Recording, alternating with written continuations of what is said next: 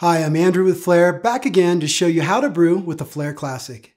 This is the Flair that started it all by delivering cafe-quality espresso in the home or on the road from a diminutive, simple, and yet elegant design that stripped out from the modern-day espresso machine all that was unnecessary.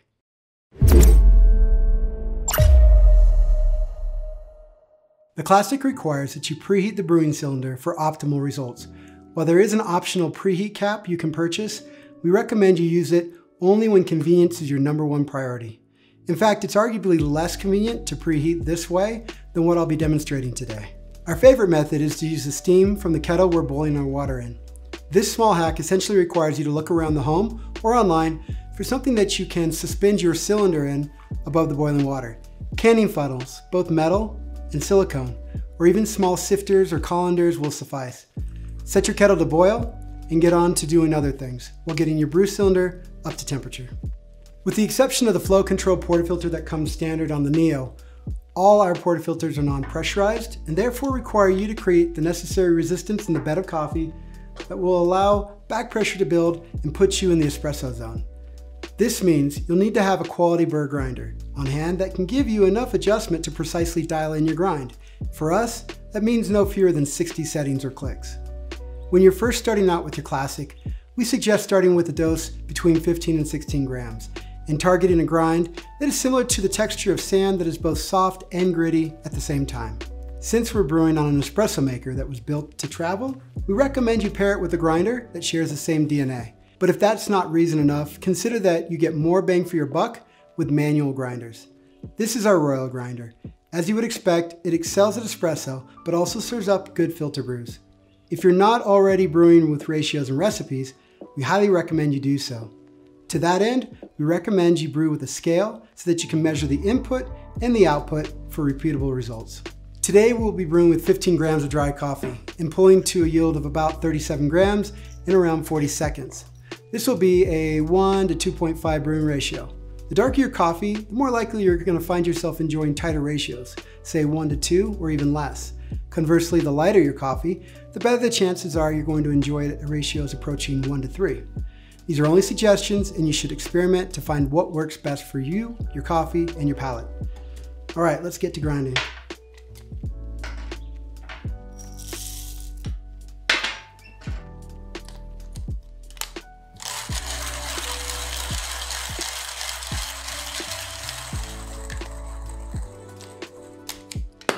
With our 2-in-1 portafilter, you can choose to brew with or without the spout attached. We suggest leaving the spout attached until your coffee bed is holding pressure for about 40 seconds or more.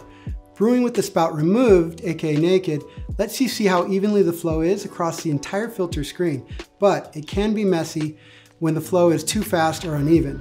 If you're experiencing jets of coffee that spray outward and you're confident you've done a good job of distributing and tamping the grounds, consider a finer grind if the shot is running fast and the flow lacks viscosity, or coarser if you're noticing holes that the coffee isn't flowing from at the beginning of the shot. Also, sourcing fresher coffee can help here. Use the included funnel, slide it over your portafilter like this. Go ahead and get our coffee grounds, place them inside. Now, if you're going to use the spout, now would be a good time to remove it, just so that when we go to tamp, we're not putting any kind of force on the basket and pushing that spout further in, because it will be harder to pull out later. If I have a larger dose, I'll probably notice that the coffee's sitting above the basket height, so I have to leave that funnel on while I work a little bit more with this. A couple thoughts I can give you is maybe tap it on the counter a little bit to get that coffee to settle. You can also, as you see, shake it back and forth, maybe cup your hand like this. Another option, and one that we really like, is using the Weiss distribution technique with a simple tool you can make for just a couple dollars. And make sure that we're going ahead and pushing the coffee around, getting it to move into other parts of the basket. You know, when you pour the coffee in, sometimes it lumps up on one side or the other. So we're just going to give it a little bit of movement back and forth, get those to settle. And when that's ready, again, you can tap it down just to make sure when you pull this off, you won't have coffee grounds spilling over. Now, this is where you'll use your tamper. This is a 2-in-1, so it's a dosing cup if you want to use it for that. And it's your tamper that comes with the Classic and the Neo. We're going to go ahead and make sure we're doing a nice, level, and even tamp, and we're focusing that this is vertical and not off to the side, because if that's off to the side, we're going to have water going through certain sides of that coffee bed faster than others, because you've got compaction differences between one side and the other. So make sure it's a nice even bed, even pressure, level. We can go ahead and remove that. And now we're going to brew with the spout, so we're going to place that back on, place this over here, take our dispersion screen, slide it over the top.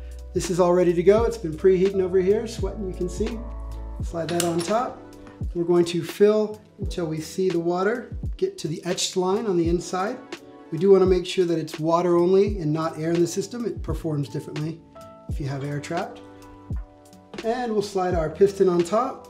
Helps to tilt it just a little bit forward as you drop it in to get it nice and straight.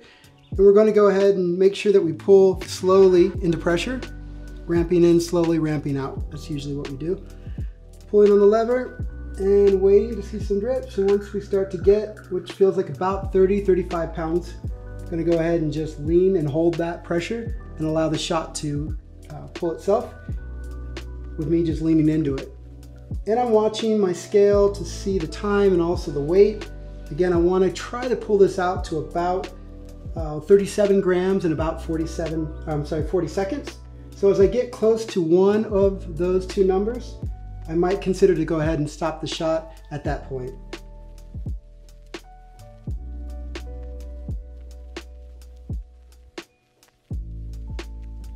All right, and so now I'm pulling into my 37 grams. I'm just letting off the lever nice and easy, because again, this is a non-locking system, so if you let off too fast while it's pressurized, the two parts might pull apart to bleed some pressure. At this point, I stopped the shot a little bit early, so I do know that there's going to be some water left in the chamber. I definitely don't want to try to pull these apart while that water is there, so I have a couple options. I can take a cup for purging, and I can slide out my espresso and move that there, and then I can continue to just press out the rest of the water.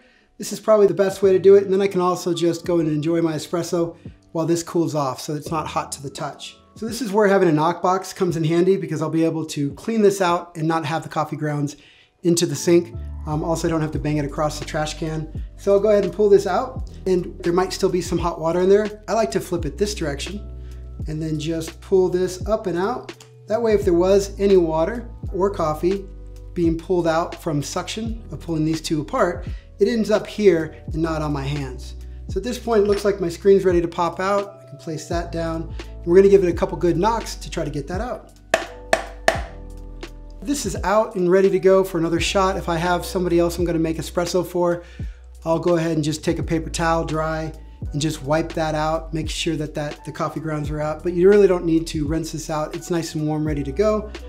You have your piston that's sitting here, you're gonna need to get it back out. So then you take your dosing cup and you just push to the top and catch it out that way.